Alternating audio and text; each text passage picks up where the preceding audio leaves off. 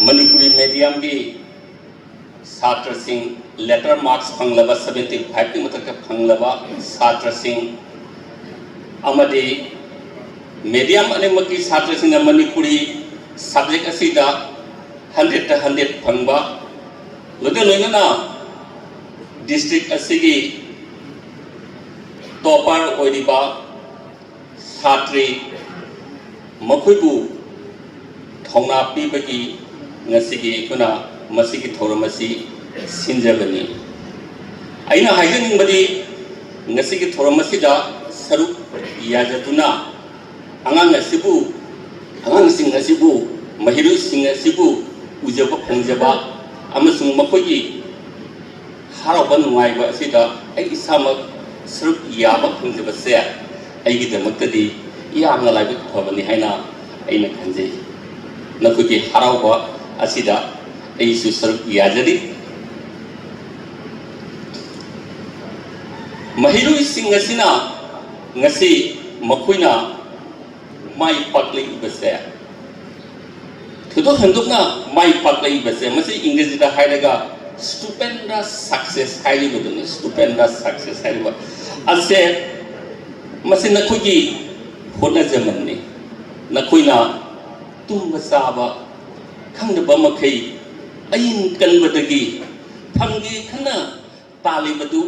फंगनबा होनबदगी मदुगी महैनी नकुना ngasi फंगलिबसी अदुना नकुना ngasi असुम हाइना फंगी खना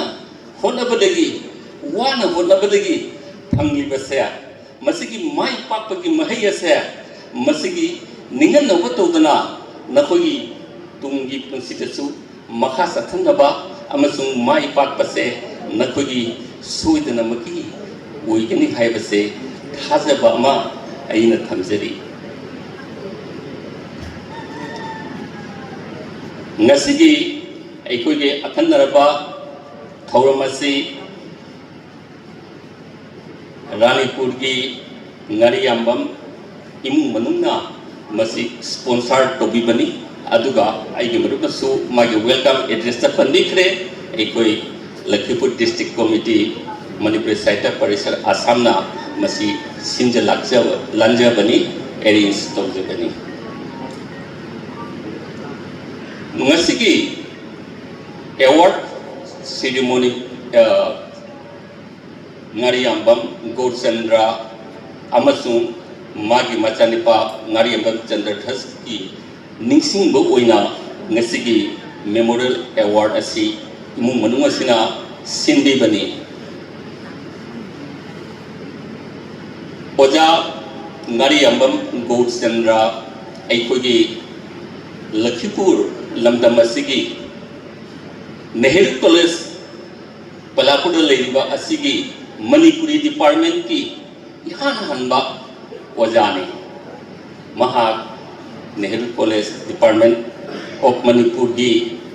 Manipuri की founder teachers amani amasung masidagi mahak matam khara thabak tamlaga pothaki oja asi sahitya da yamna thawai jaujaba Manipuri longbu sakutnaba thawai jauna honna biramba oja singi manungda mahak ase amani mahak ase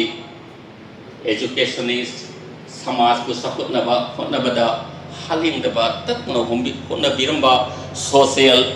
activist amani oja Gaurchandra punsigi loidamdagi lamdangda santi lambi thirakpada International Society of Krishna Consciousness Talaying Lauduna mapugi lambi satuna inna taibandagi pothaki ojagi machanupa ngariambam Chandrathas aigidi nusijaraba marupni magaiga unakibasi aina our high school hajunga our higher secondary haide masida mana Ranipur school dagi class 9 si tambada numaitri haiduna Lakhipur art school लाको मतंदा एगा मागा उनजखिबनी अदुदगी मा असिदा class 10 फाव तमखि याम फबा छात्रनी याम साथीना फबा छात्रनी लखीपुर आर्ट हाई स्कूल दगी पास तौरबा मतुंगा महा सेंट एडमंड्स कॉलेज शिलोंगदा साइंस अदुदगी ग्रेजुएशन ऑनर्स इन इंग्लिश तो ऑनर्स लोगना पास तौखि अदुगी मतुंगा North Eastern Hill University Meghalaya शिलोंगदा महा पोस्ट ग्रेजुएशन इंग्लिश लोइसिंखि हाइबा असि गी मतुंगा महा सेंट एडमंड्स कॉलेज ता इंग्लिश की वजावना थबक तौरबा मतुंगा अदुगी मतुंगा अमो नेहुदा मतंग खरा इंग्लिश डिपार्टमेंट ता वजा ओइबिरमे यूनिवर्सिटी की वजा ओइबिरमे करी खनबतगिनो माना अमो मयाम की सेवा से तोनिंगबतगी माहना अखबे आसाम की सिविल सर्विस थाखि मसिदा माना अइना हाइजनिंगदा ngasi hora अइना खंजबदा थाखिबो मयाम असिगी मनंदा ख्वाइदगी कैटेगरी हिन्ना वांगना फंगबसे अइगी मरुसु अमनी हाइना अइना पंजनिंगे अइगी मरुप चंद्रदास अइगी यामना जुसिजबा मरुपनी महाकना असिगी तुंगदा गवर्नमेंट ऑफ आसाम की मरुब थोदम कया तौरब मतुंगदा कायना थंगदा अइ वखम कनो वखम से समझनजबोना कार्बी आंगलोंग की डिप्यूटी कमिश्नर होना डीसी होना महा थबतगी पोठाखि अइगी मरुप चंद्रदास अइगी जाम नुसिजबा मरुपनी महाकना हिंगली मतम पुंबदा अइगी डाक्टर लाई ngasi ngari abangi imung manung na asigi award asi piduna makhuina mahigi lamda khanjaranba asa samaj ki tawning ngamba asa sing adu hinligi matamda ningba thungdabadu magi ai marup Chandradas ki nupi Radha Piyari ngariambam omdi Radha पियारी ना महागसी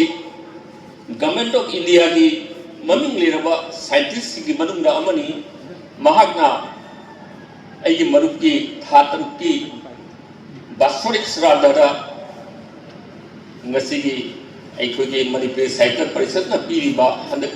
नौना पास तौरबा छात्र सिंगी award से सेमखोइना ngамजगी ना हाइरपदगी अखुना अयाबा पीबदगी ngasi की award से अखुना सिजबनी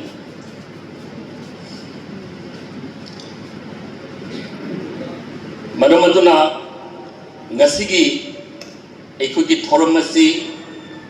छात्र छात्री सिंगना मखुगी मही जानबदो अदु खक्तनी हाइना खनबिगनु थोरमसी बु स्पॉन्सर तोबिबा फैमिली इमु मनुंगी मेंबर की वखल मखोगी आशा मखोइना नहारू सिंह थमनगी आशा से मसी कॉपी हाइना इन मयामदा थमजरी छात्र सिंहबु मखोगी मही यानबैसी दा थौना पीबग लोइनना अइना अइगो वखमसी समजनबग लोइनना समजनजबग लोइनना छात्र सिंह की मफमदा अइना हजनबदी नसी तरामना उइबा सेल की मना अमदी साइटेशन सर्टिफिकेट पिजरी बसे असिना नखोई तुम की पुंसी की लबीदा चावरबा खुदबा ओइना लेरगनी अमसुंग मसिना नखोई थौनामा ओइरगनी हाइना अइना खंजै नखोई मथक्ता ngasi अखुना पिजरीबा मना असिदगी नखोई मथक्ता पोसक अहुम खल नंसिलबनी हाइना लौबियु अहानबदा नखोइना माइ पाकना पास तौदुना मयामदा सखंबगी अमसुंग तुंगदा अफबा थबक तौरकबगी दायित्व अमा रिकॉग्निशन का लोनेना दायित्व अमा लेने हैबसे खनियु अनिसुबदा समाज से सेमतबगी दायित्व अमसु नखोइगी मथक्ता लौरिरे हैबसे लबु अहुम सुबदा लोना एखोगी खुनाई की एखोगी कानुकी लिखलम एखोगी ipa ipusing tunggal iba aikugi daharusungi litlam mama nakuina maha santabagi daita amasu laurabani haina matam punamakta aigi nungsizaraba satra satri singi mafamda aina mikup asida ningsingjari losilakpa oina aina haijaningbadi ngasi nakuina mai paklibasi masina aruiba nati punsiga lambi yamna sangi tamgadaba yamna lei ekoina punsia tamgadaba mayamase tamba luidana daibang thadokna chatpa ngaktani aduna mai paye haiduna achawaram kaganu masina maram oiduna nangi tawgadaba thabaksu kauthopa tawganu sab chana ngasi mai pagaba tungda aina kari tamaga karamba line da chalaga ai mai pakpa ngangani haibagi achumba decision ase nakoi logadabani loina na ngasi gi mai pakpa se asina nakoi tungi punsida nakoida samas asigi daita manakuna laurabani haibase khallu luraba tanjada nakoi isuna pide iba gyan losing ase season duna madu khulai wana season naraga karana asigumba aruba khongba masida mai pakpa ngangani haibase nakoigi damakta oina khulai wana season wo haibase ira nakoida wakam ase thamjari loina na achumba tawbada gadonu dasu ningan naganu achumba gidamakta thawai thaba phawa kiganu amasung samaj ki seva ki tamak ima ipa ki seva ki tamak ahlan ki seva ki tamak kada mo ito kautokano ngasidagi sahi khargi tungda na kuna mai ipa aba tungda ima ipa bo ahan oire haiduna kada nungda na ko tarai to aina akon mada ngasigi sponsor to biba imung manubu aina thagachari makoina lanai gi oiba ningsing bagi numit ase silgi mana piduna miyam tu oiba satra singbu thauna happy bagi damakta aina namkai lidena aina imung manubu aina thagachari satra sing mahiroi sing nakoi ningan naganu mangda sakhallu nakoi mai pakpana equity samas ki equity kunai mai pakpani batam punamakta yai babata oyu ohai ase hairaga nakoida egi thamugi oiba yai pawal se bijaraga egi sanda pawaran ase ngasi ino address se matang sida desinjari